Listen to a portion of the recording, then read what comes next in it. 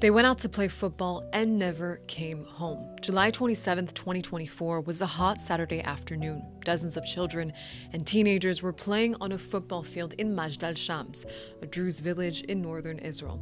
Suddenly, incoming rocket sirens sounded. Seconds later, a Hezbollah rocket hit the field, instantly killing 12 children and teenagers and injuring dozens more. The massacre came amidst the war between Israel and Hezbollah, launched by the Iranian terror proxy group on October 8, 2023, one day after Hamas attacked southern Israel.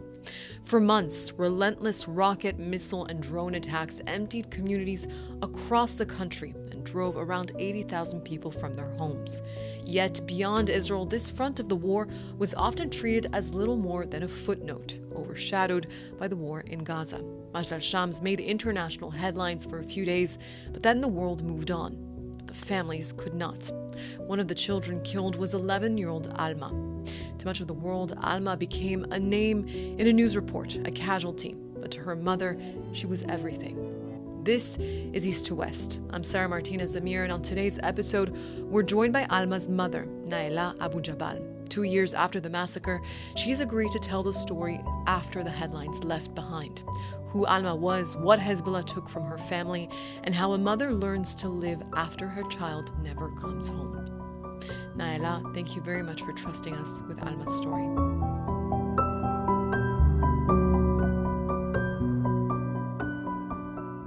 And before we get into, what happened on that day, I want to hear from you, from Alma's mother, what kind of little girl she was at home, with her friends, with her family. Who was she? Alma, I can start with the meaning of her name. Alma, it's a Spanish name. It means soul. And believe me, she was everyone's soul, the soul for everyone. She was a remarkable girl, 11 and a half years old, a natural leader, so creative, smart, gifted girl. She spoke 4 languages, from what I read. Yes. She's the sandwich in my family. She was so talented in many areas, She was skiing, dancing, drawing. She was a sport girl. She played basketball in the Liga here in Israel. She was the captain, a brilliant basketball player, actually. She spoke 4 languages, yes. Arabic, Hebrew, English, and German. Wow. Because she wanted to study as a lawyer, a law, at Munich University in Germany. She knew this at 11 years old? 11 and a half years old, yes. She had a big dreams.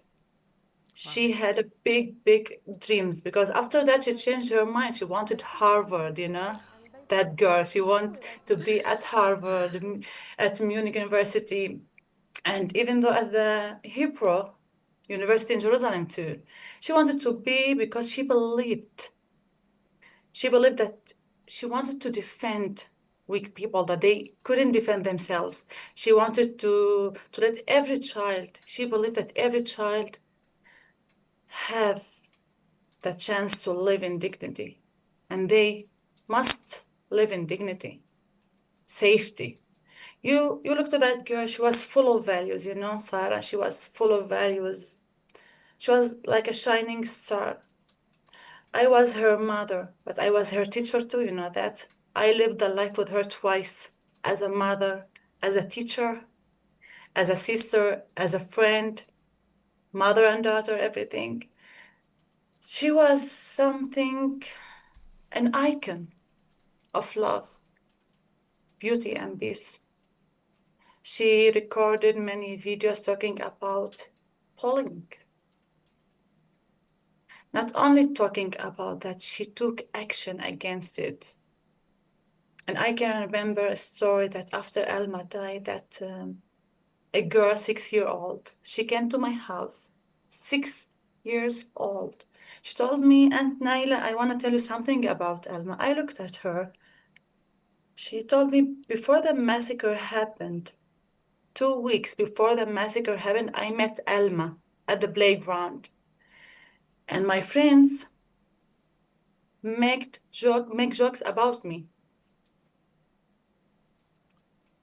laughing jokes. Alma took action and stood by my side.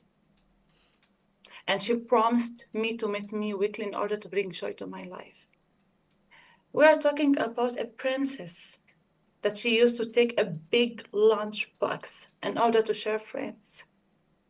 We are talking about a girl that used to make a lot of handmade things in order to buy them and to donate in those in need. And I can tell you a lot of stories, a lot of stories. But she believed in this life. She believed in love, that we can live together. Alma used to draw very, very in a beautiful way, on canvases. And she used to write a beautiful sentence. And that sentence, on this earth, there's so much worth living for. She's not only an 11 and a half years old that wrote that sentence because she wanted, no. She believed in that sentence. She believed that every day is a new day to love, to give hope, to laugh, and to live in peace, to live the way that we love. Alma believed in that, actually. And I am here right now in her room. I can show you the canvas that she wrote by her handwriting. We are talking about a girl that she's a sandwich in my family, a funny one. She did a lot of things with her brothers, with me, with her daddy.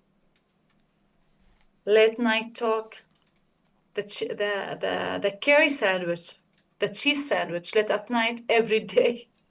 And when I catch them, she started to laugh. She started to laugh. We are talking about a girl that she was my soulmate, Sarah, actually. She, at that early age, she could understand me, She all the time told me, you are the best mom ever. And I love you so much till the end of my life. And actually, she thanked me before she gone. One night, 4 a.m. after midnight, she sent me a message, a big message.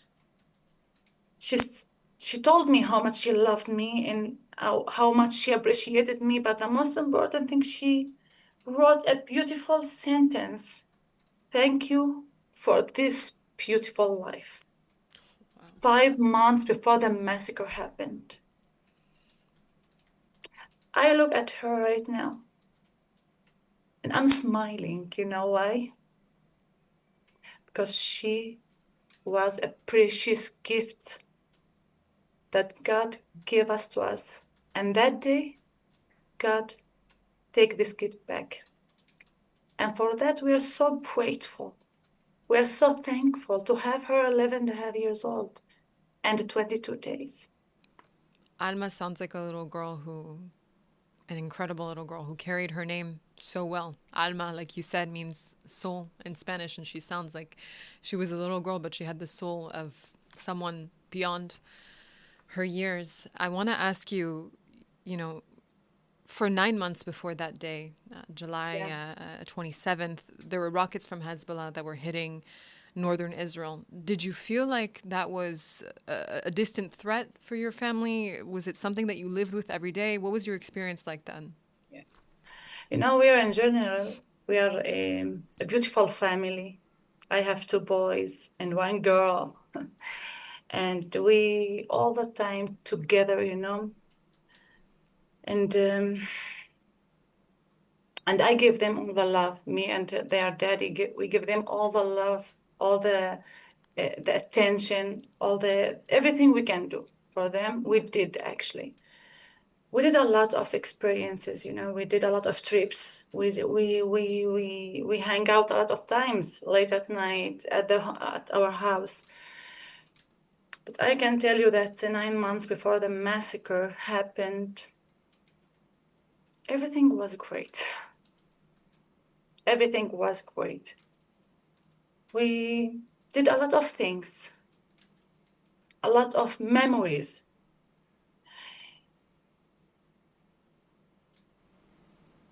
Really a lot of memories, you know? Can you tell I me what it couldn't was tell you. like for you as a mother? You know, you mentioned life before the war started. What was it like for you as a mother during the war?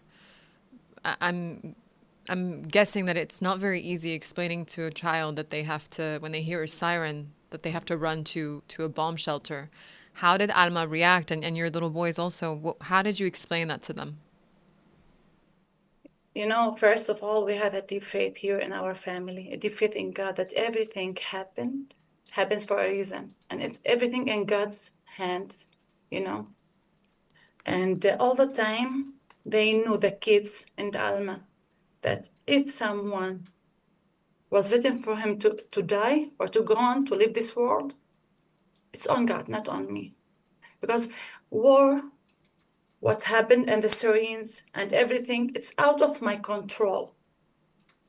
But how to let them feel comfortable, to relieve them, it's in my control. All the time, we did a lot of conversations, really a lot of conversations. We sit together, lunchtime, dinner time, on the balcony, and we did a lot of conversations about war, about kids, about why this happening right now. We can live together. We can live in a world full of peace and happiness. Why? And we have a short sentence.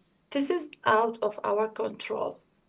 So we can't control it. But how to live our life, this is our choice. This is our choice, that we can believe in God. We can do our best to live safety. And the most important thing, that when we hear the sirens, we have to do according to the instructions. But I can tell you something, Alma was so brave.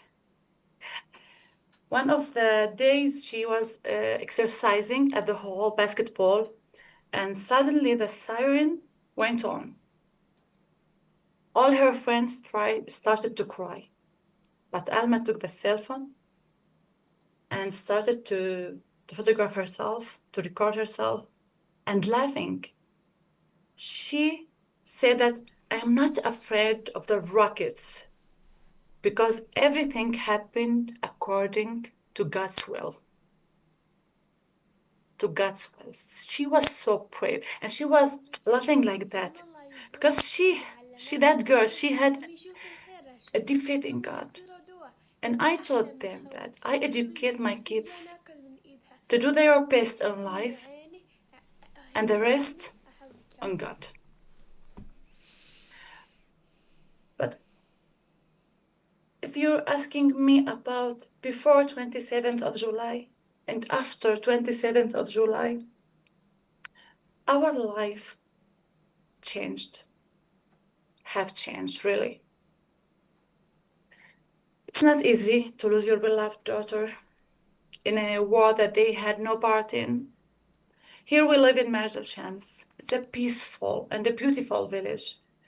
And we never think for a second that this could happen here in Majdal Shams especially. That's right, we heard a lot of sirens, but to let the rocket fall at the playground, this is the first time, you know, and it happened. Can you take me back to July 27th, as much as you're comfortable with? Where were you when the sirens sounded, and when did you first understand that something had happened to Alma? That day was Saturday. It was a beautiful day, and I brought her breakfast into her room. I woke up Alma, and I told her, "Wake up, my princess." Kissed her, and we had a lot of conversation that day about a parrot that we had actually at our home here. And that day she told us, "I'm not afraid of rockets. I'm not afraid of rockets." That day That day I was attending in a wedding, relative's wedding, and I was holding my cell phone, you know. The siren went on. It was Navy Ativ, 5 minutes away from Majdal Shams. And after that, wow, it's Majdal Shams, but I couldn't hear the siren because it's a lot of noise. Yeah. And I saw the rocket fell down at the playground. I saw all the dust. Since the rocket fell down at the playground, I started to cry like it was here in my heart. I started to cry, but I didn't know why because I know my kids, they were at the playground that day. They are kids playing soccer as usual. But Alma, I didn't think for a second. I started to run and crying. Immediately, the kids called me. They told me, Mom, don't be afraid. We're okay. But my little brother, Elian, he's shaking. He's so afraid. I told him, it's okay. I'm coming. Mom is coming. And I called my husband, Ayman. He told me, Naela, 5 minutes and I am away from the playground. And I started to call Alma. She's a basketball player. Why is she supposed to be over there? So I started to call her. No answer. I came home, first floor, second floor, shouting for her. I was wishing to hear her voice, you know. There were no answer. And I went down to the playground and asked for a policeman over there, a policeman. I'm looking for a girl, 1 meter, 70 centimeters, green eyes. He told me there were no girls among the victims.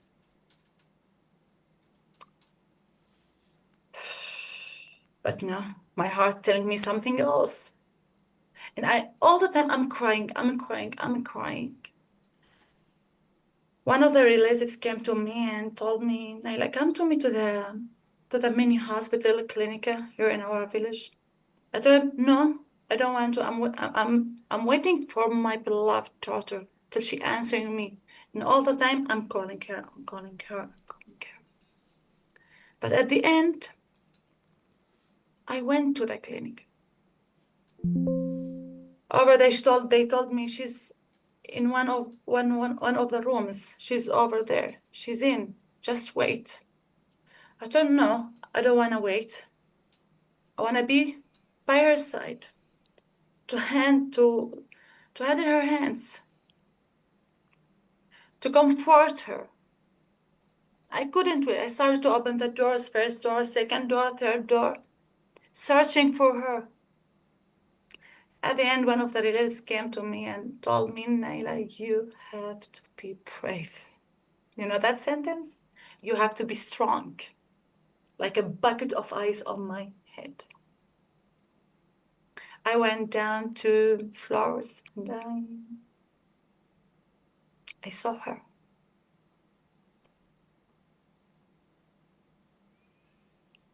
She was like an angel, really like an angel. Her face was so shining. I can see the light out of her face. She was sleeping the way that she used to like to sleep on her pillow cheeks like that, like an angel. And I started to cry deeply and pray for her. You know, Sarah, immediately I know that Alma had gone. And her mission is done here in my life. It's not easy, but this is destiny. And when I told you at first that we are a believing family, we have a deep faith in God. When I look at her right now, I know that she did her mission very well. You know, one day Alma, when she was 5 years old, she asked me one thing. She told me one thing, actually. told me, Mom, I want to grow up and change the world. And today, I can look at her and tell her that you did. You did that. Your voice, your story, your light reaches everywhere, here in Israel and outside. And outside. Naela, I can't even begin to imagine the pain that you've experienced over the past 2 years. And I have to commend you for being so faithful in God's mission, in your daughter who, like you said, she accomplished exactly what she wanted to do at the end of the day.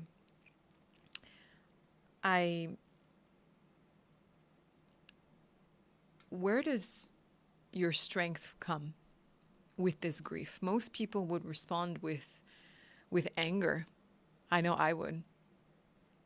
Tell me where and how you got the strength to move past that. How was your immediate reaction, and how did you and your husband Ayman, how did you experience and express that grief differently?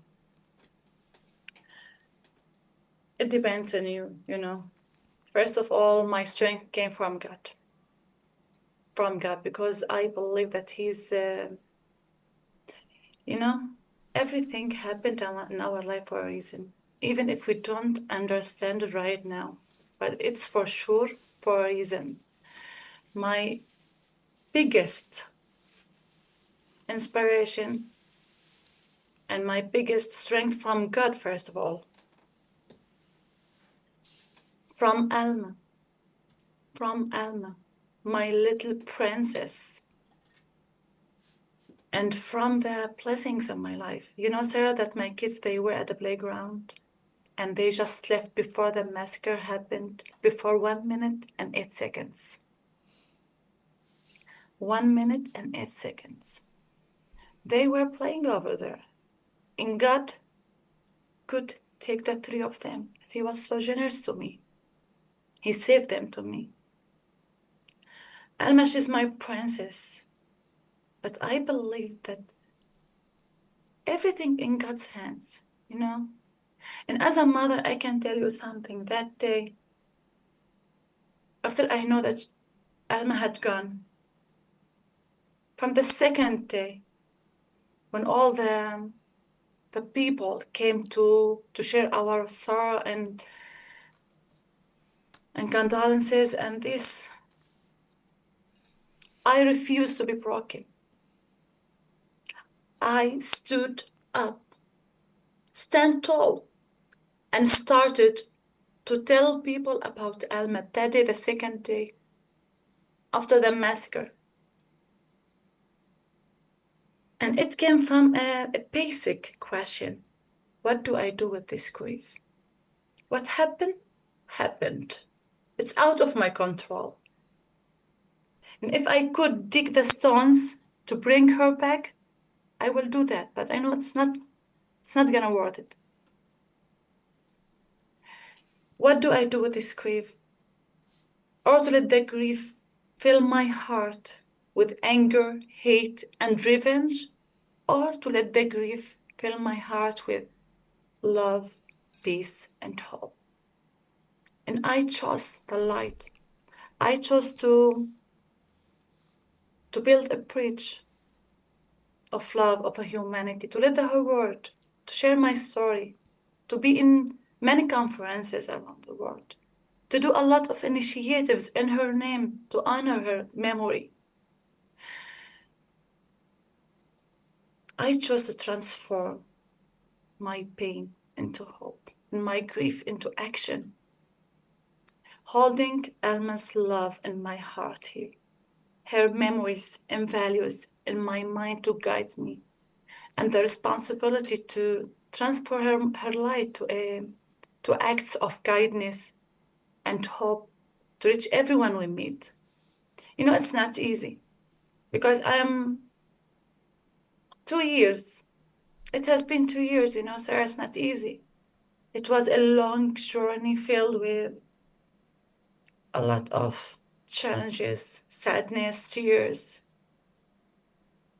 endless longing, missing her every single day, feeling that here in my heart, but also with a deep faith, again and again and again. Because when I chose to stand tall, I let her alive. When I chose to commemorate her in a positive way, I let her alive. And I chose that. I chose the light. For a few days, Majdal Shams was international news. But then, like all news stories, the world's attention moved away. I'm curious to hear what it was like for you personally, watching that happen when your family's pain, like you said, 2 years on, still continues.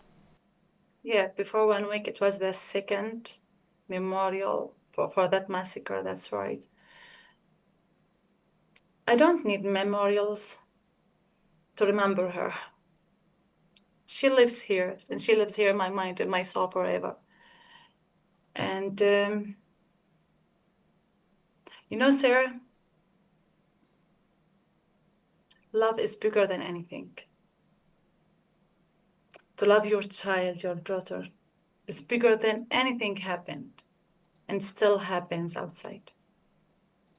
Because she feeds me every day.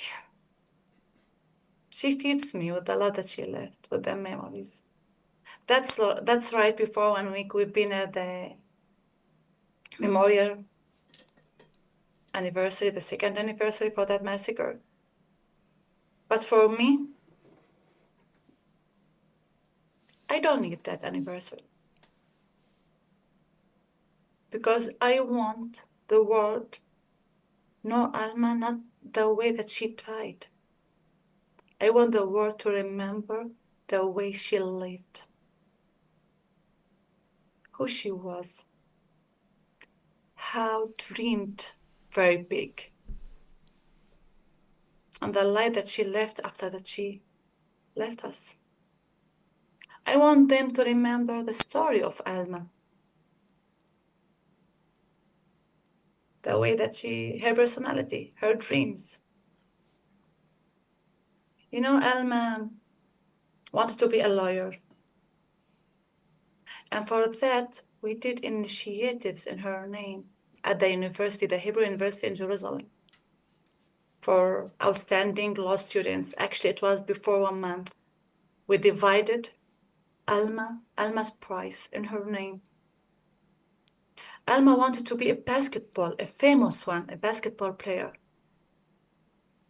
We have a long way with the basketball, the Israel Basketball Institution here, for tournaments and a lot of educational initiatives in her name. In her name. It's all about, again and again, about faith here. I'm still smiling till this moment to Alma, Sarah. You know why? Because after she died, our relationship has changed from physically one to a spiritual one. When I close my eyes, I still feel her last hug here. Before 1 hour and a half before the massacre happened, 4:45, I can smell her too. I can still see that she's smiling to me. And she knew very well that I am so proud of her. And I am so grateful to have her. She was a precious soul in our life. Do you remember what was the last words that you spoke to Alma on that day? Love you, Mom, with a big hug and kiss you on my cheeks. But I can share you a conversation that we did that day between all the families here. We were sitting in our salon living room. We had a parrot, and the parrot is in a cage, a big cage, and she was so angry about him. Not about the parrot itself, it's about being in that cage. She told us, you have two options, or you have to set him free, the parrot, or to buy him and in the money to donate on those in need. 11 and a half years old. That girl, she believed in humanity.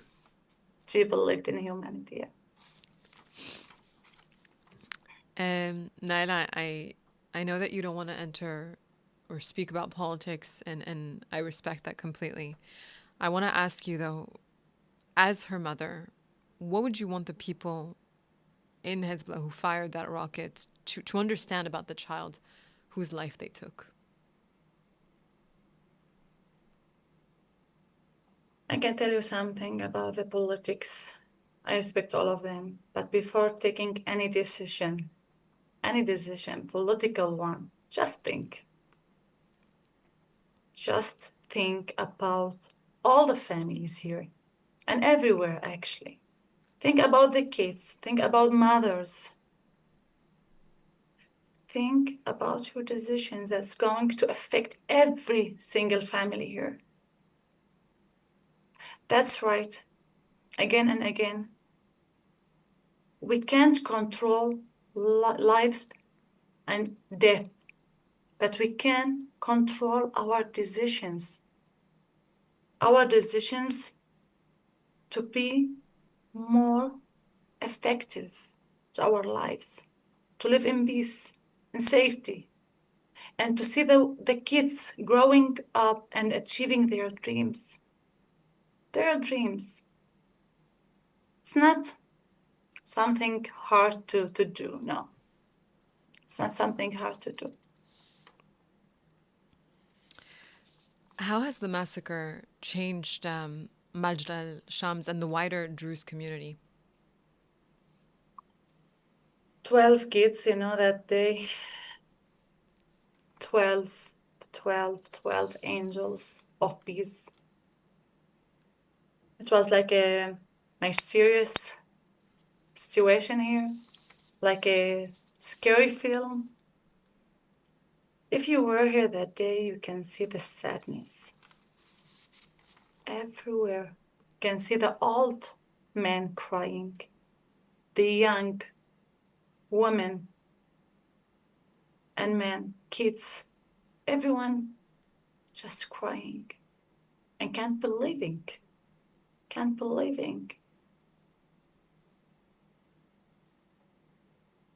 It's not easy for Majdal Shams because Majdal Shams, as I said before, it's a beautiful place. It's a peaceful one, a welcoming. We are Druze here. We are living about 12,000 Druze citizens here. And we are faithful to this country, But we live in tents all the time. Why? Because we live in a triangle, Syria, Lebanon, and here in Israel. Until this moment, we still hear the rockets sounds of everywhere. After 27th of July, 2024, before and after, you can see a big difference in kids and everyone about faith. We face a main question. Why? They are just kids. They wanted to play. Why kids? And to explain to them about that, it's not easy. To change from why to even though, it's not easy. Till this moment, Sarah, we still suffer from a lot of traumas. A lot of people till this moment, they still healing. a lot of people till this moment, they can't live without their relatives or friends. They are more grateful to everything. And they got the shock, you know. This happened for the first time, but it could happen again and again. It could happen again and again. And it depends on everyone. I took the wisdom that I want. Others take the wisdom that they want. It depends on you, on the way that you think. On the way that you think. In a positive or a negative way. If you came to my house and go out to the balcony, you can see a lot of flowers. I started to plant a lot of flowers to honor her. I make for her a garden. We actually, me and her daddy, we make a garden for her to honor her memory with the olive tree in the middle.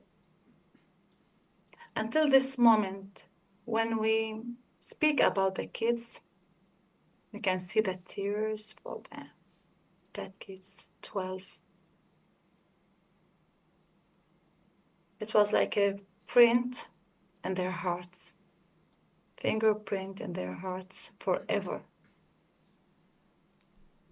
It's not easy. It's not easy. Last year, I was her teacher too, you know that. I taught Alma for 1 year, and I did with her a lot of projects. And I saw her friends graduate from the 6th grade to 7th grade.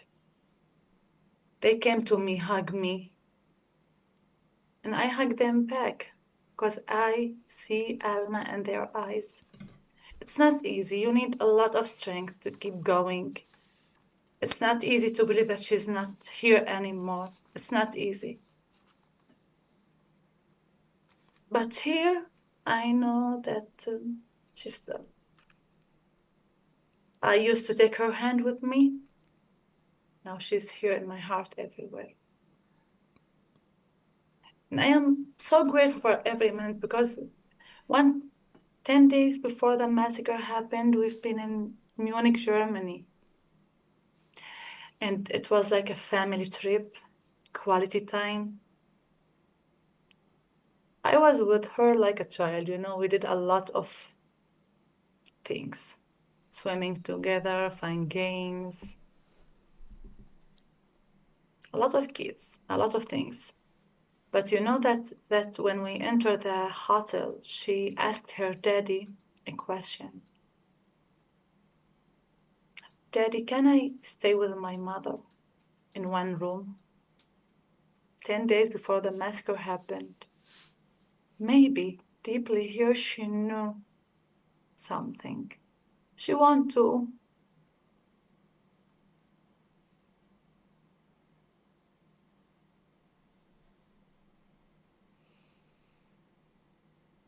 She wanted to live every moment with me.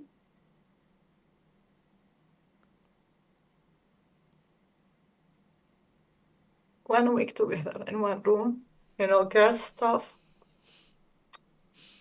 gloves together, blush and foundation and this stuff. And she's better than me, by the way. She's a makeup artist. She's a makeup artist. She used to make that things to me. I don't know. I don't have any interest in that. And we did a lot of things together every day, every morning. And when we came back here to Israel, also 1 week before the massacre, every day I'm with her, doing things. I don't know why, but every day I'm with her. In general, I am a mother that gives all of her time to my kids.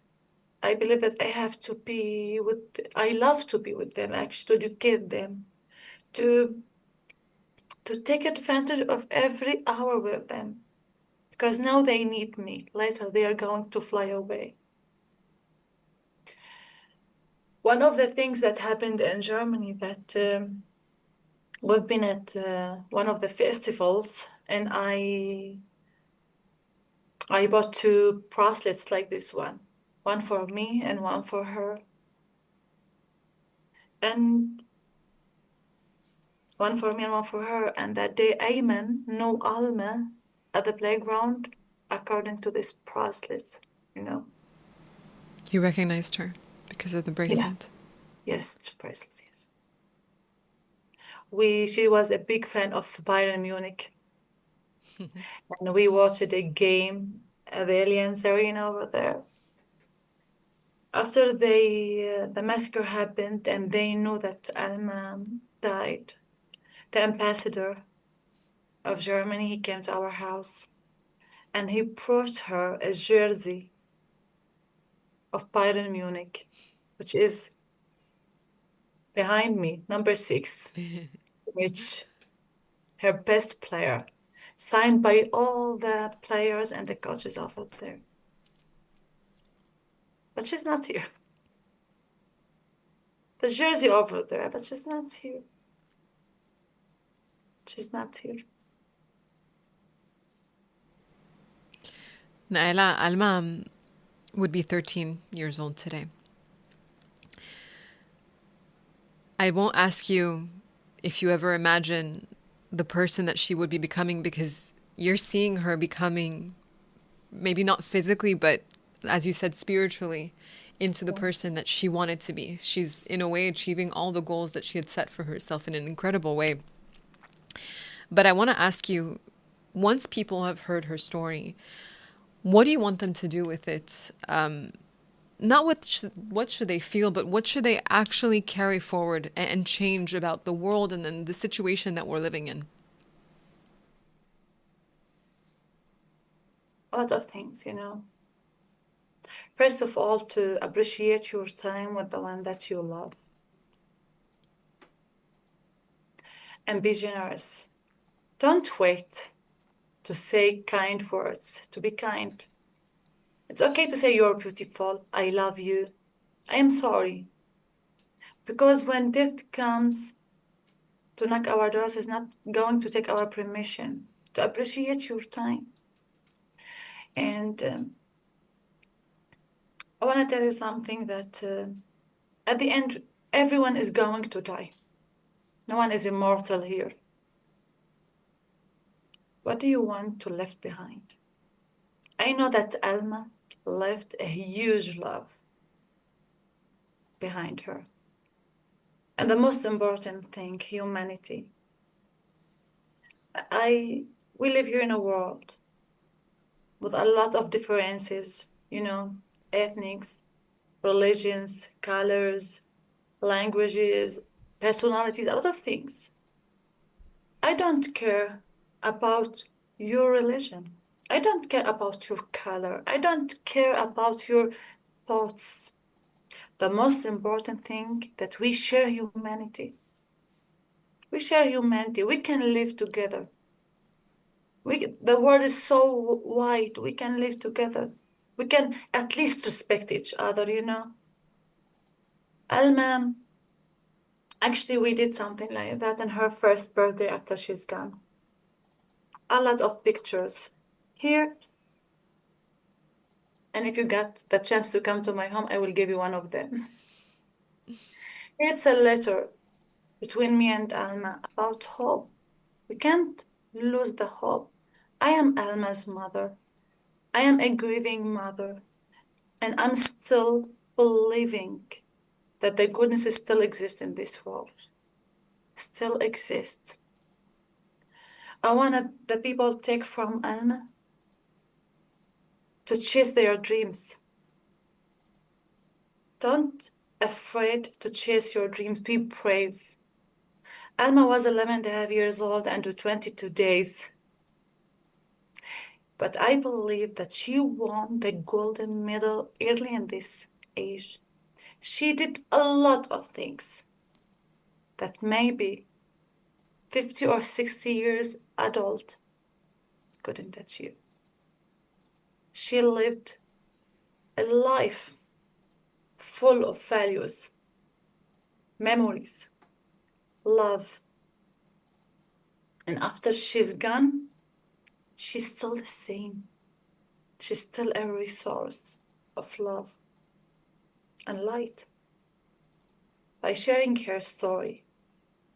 As I told you, Sarah, I want the people remember the way she lived, who she was, what was her dream, and how dreamed big, and what the light that she left before, after she left. Appreciate your time and love the one that you love, really. Naela, I want to thank you so much for joining us today and taking the time to tell us more about Alma. And as a mother myself, I admire you and your strength. Thank you so much. And Alma was a beautiful little girl, but I don't want to use the past tense when describing her because, as you've just told us and shown to us, she still very much lives on here in Majdal Shams and with you in your heart. And I only wish you and your family good things and strength in these very difficult times. Thank you. Thank you for inviting me and for the opportunity to share. It means a lot to me. It means a lot to Alma also. Yeah. Now you are part of my mission. I believe in that. I believe in that Yes. actually. And don't forget, on this earth, there's so much worth living for. We got a lot of blessings. We got a lot of blessings.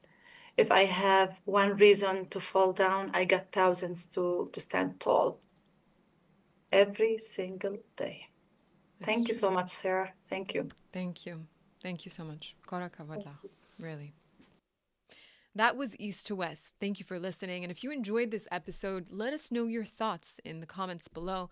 And if there's a particular story, a topic, or voice from the region that you'd like us to explore, we'd love to hear from you. So please reach out. Follow East to West on Instagram and X so you don't miss what's coming up next week.